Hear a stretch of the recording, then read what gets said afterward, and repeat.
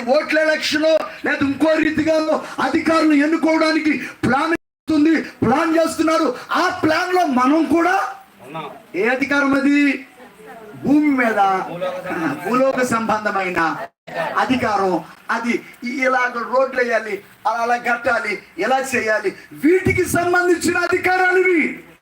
కానీ నేను అధికారం ప్రైజ్ ఎలా మనుషులను పరలోకానికి చేర్చే అధికారం, భూమి మీద రోగులైపోయినటువంటి వారిని, భూమి మీద మానసికమైన ఒత్తిడి గురైపోయిన వారిని, భూమి మీద కుటుంబ పరంగా చిన్నభిన్నమైపోయిన వారిని, భూమి మీద అపవిత్ర ఆత్మల చేత పీడింపబడుతున్న వారిని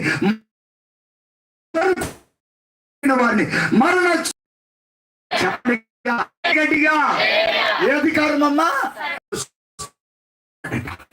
ప్రభువా, చనిపోయిన వారిని లేపుడులేమో నాయనా. ఎప్పుడో లేపటం కాదు. క్రొత్త వచ్చిన పాస్టర్ గారు అంటారు, నేను లేపాలి, అధికారమును బట్టి చచ్చిన వారిని ఖచ్చితంగా నేను లేపాలి. ఆ కార్యం అర్థం కావట్లే. లైన్లోకి వచ్చే ఆ కార్యం నా ద్వారా సాగాలి.